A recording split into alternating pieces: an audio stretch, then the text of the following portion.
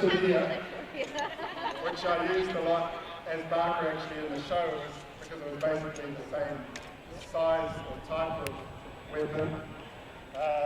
This is the first position. This position is called North. It's kind of semi-relaxed,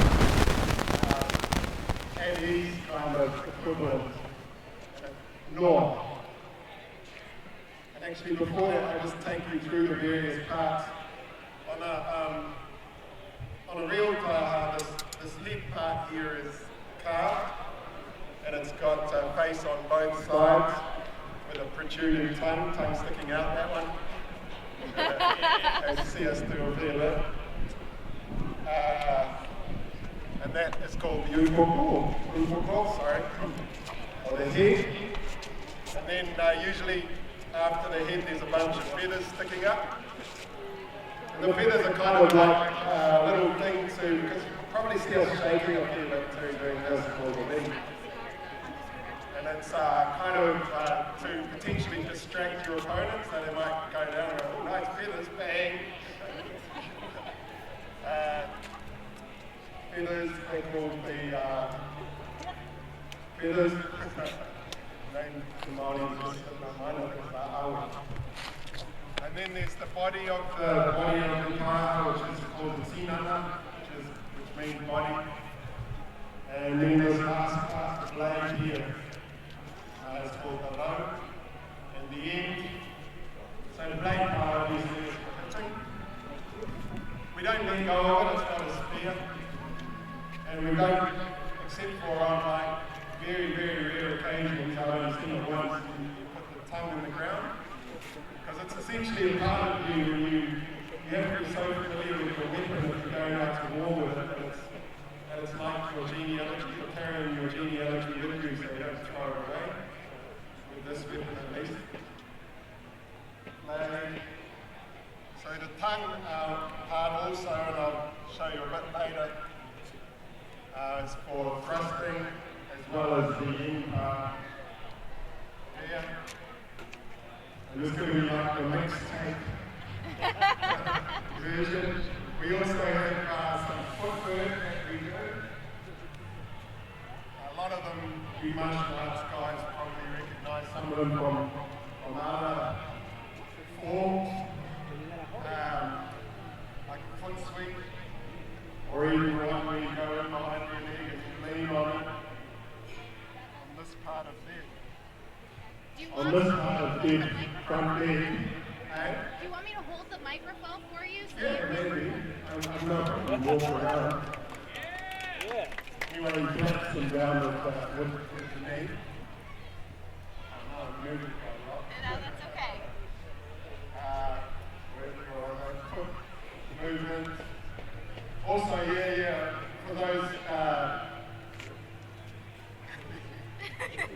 for those fortunate enough to be really well endowed, it's a little bit of hey, check this out, because we were not wearing much, right? So it's like, when you get to there, it's like, and then if they get distracted, that's when you open. Save the jewels. And this can also be a collecting of their weapon, so that you might go into a strike from there somewhere. Can you hear me okay like this? Yeah. Okay.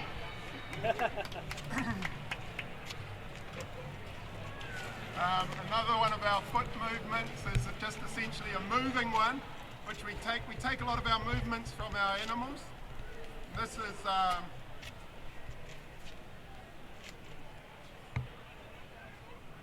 might have a variation of this kind of thing,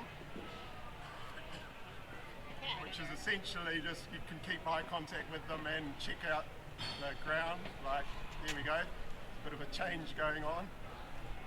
And what else do we do? We do this one too. And if there's 100 of you, you can make this thing like dust rise and hide the numbers of how many people are actually there. That's called Ti Pata Pata, which is the sound of the rain. So it's similar kind of the footsteps. Just going back to the some of the moves from this Noa position, we go down to Toro Pai Pai, which is where we do our incantations. And usually in this sense, we'll do an incantation to our, I'll say, deity of war, or god of war, for want of a better word. So our religion is all kind of nature, like gods of female and male, of the forests, the sea, earthquakes, sky, all that kind of thing. So we have one for the god of war. I'll just do a short one because I have to.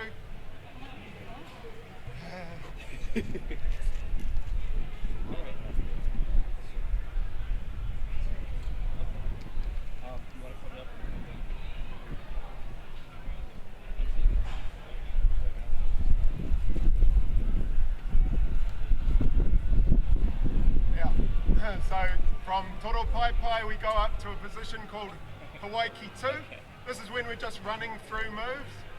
Hawaii 2 is a name in reference to our original homeland, whether that's inside or actual external. But you know, like some of you guys know, when you go into a fight, you have to be really grounded and centered and focused. So it probably means that as well, like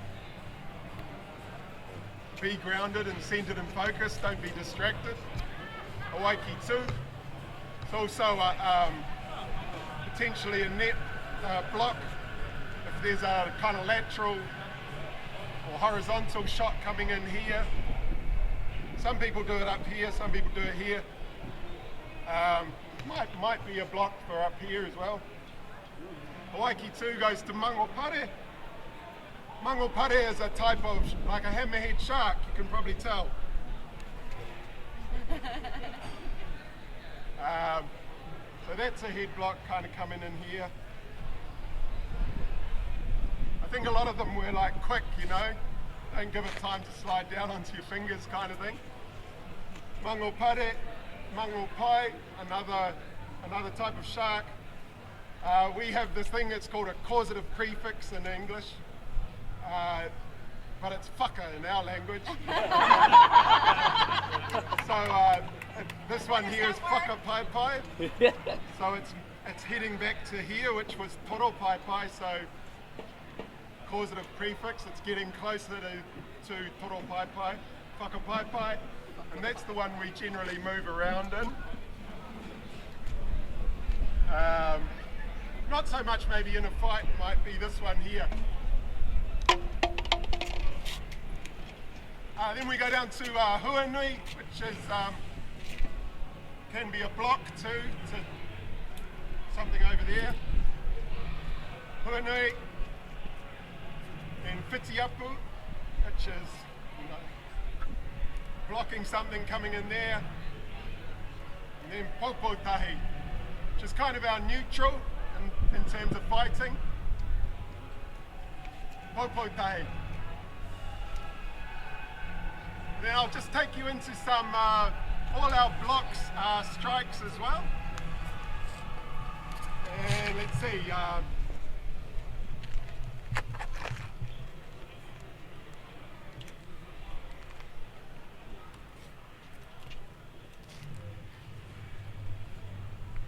Yeah, the first one is Pawa Poko. So this is for a head coming, strike coming to my head. So I'm hitting it away. So they'll be like this now. Hitting it away and bang, up with the Pawa Tinana, one of the body blocks, coming in this way. So bang, get in close, they'd be right in here now, and then up under there.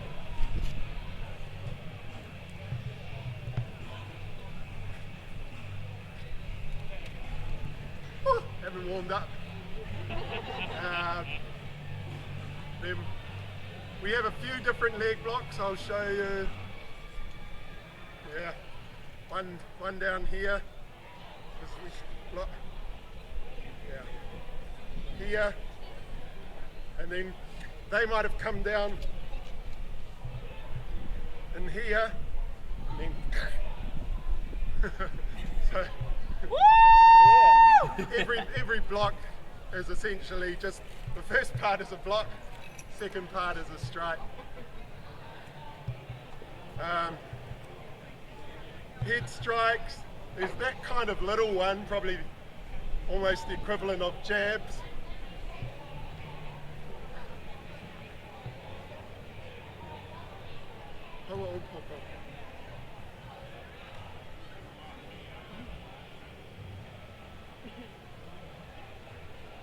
That's a head strike.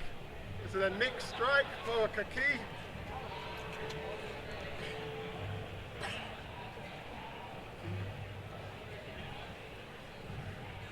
This one, it's not quite a Maioha, so the balance and everything is interesting. For kaki.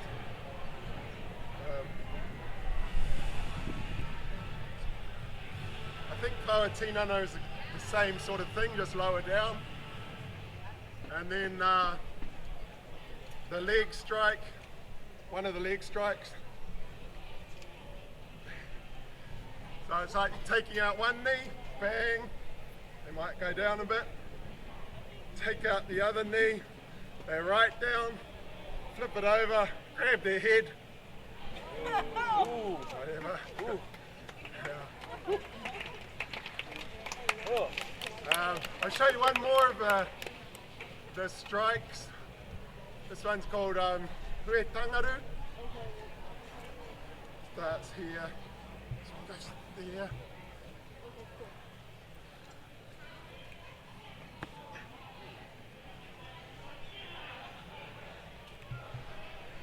It's not all a strike, obviously, but this part is obviously a strike. So that's at the head area. If they're standing there still and you're able to, you can imagine where that one goes. So that, you know, you've got time now, they're falling, oh, it's a bit longer as well. They're falling down, and then you're in, like, maybe on their chest or whatever. And whatever, how many times you like. And then, and then this move here is about acknowledging them and sending their life force or spirit back to where it needs to go. So we kind of go out over them.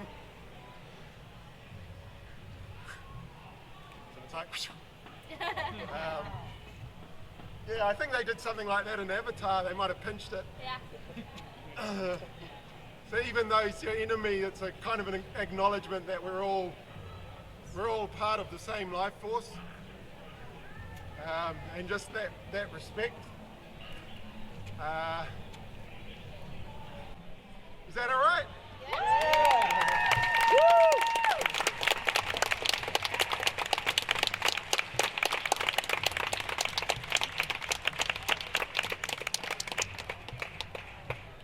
Yeah. It's quite hard to work with, so, but we would generally, like, we'd move around like this, and we might show off, or, you know, just stay familiar with the weapon while the other person's moving around. You see us flick a lot. When we first went to boot camp and we were learning all those strikes, it took me 3 weeks to stop flicking. I was like, they were like, you might have to stop that, because we have a saying, in English the saying would be, heavy feet, wet skin. So you can work that out, eh? So yeah, we try to keep our feet light. It's actually hard in the arena, in the training grounds, because it was quite soft. then we're in sandals, which, you know, the sandal lands and then your foot moves, and then it's soft as well. And when we were wearing those big leg pads as well, it was kind of like the whole time. Well, cool. Thank you, everyone, for coming and listening. Yeah, so and if you didn't know, I'm myself a Manua Māori from Aotearoa. We're the indigenous people of New Zealand, and we were colonised by the English, which if you come from a nation of people that have been colonised, you probably have an idea of our background. It's fairly similar. Yeah, I'll just do another short karakia. We always I'll call them incantations because they're a little bit different to prayer. And we always do it at the start and at the finish. Yeah, so e taunei ki rungi o tātou katoa te wairu o ngā mātua tūpuni. Nā rātou I whakatakoto te arahi ko I ngā mātātou ngā iwi. I whakatō ki o tātou ngā kau ki ngā tikanga he arataki a tātou. Ke ngā kaunui ki tāpai a tātou mahi katoa I roto I te pono I te tika, I te māramatanga me te aroha no o tētahi ki tētahi. Koi rā e rongo, whakaihi ake ki runga kia tīna, tīna, haumi e hui e, pai ki e. I can give you a little translation if you want.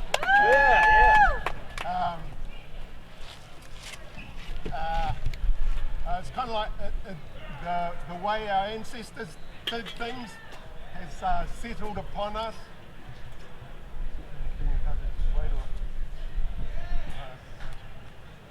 They laid out the path before us as something for us to follow.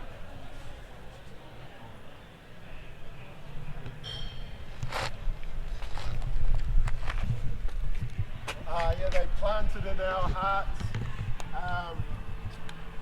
the way of doing things truthfully and with love from one to another or for all. Yeah, essentially that's it. Cool.